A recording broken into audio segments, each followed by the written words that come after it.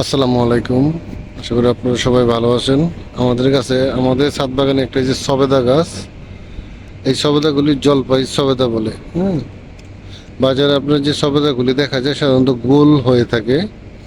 তো এই সবেদাগুলি অনেক মিষ্টি এবং এটা যখন পেকে যায় তখন এটা থেকে অনেক সুন্দর গ্রান বাহির হয়। ছাদে আসলে এরকম একটা গ্রান পাওয়া যায়।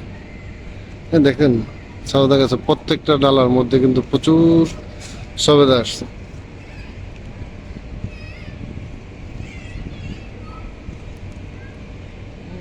প্রত্যেকটা ডালার প্রচুর সবেদা।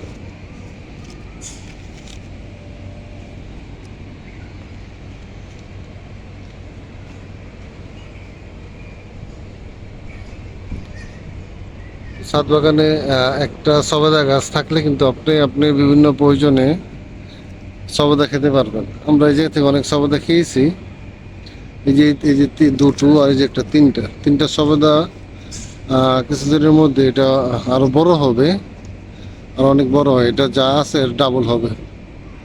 হ্যাঁ, তো আপনারা আপনাদের ছাদ বাগানে এরকম সবেদা গাছ লাগাতে পারেন।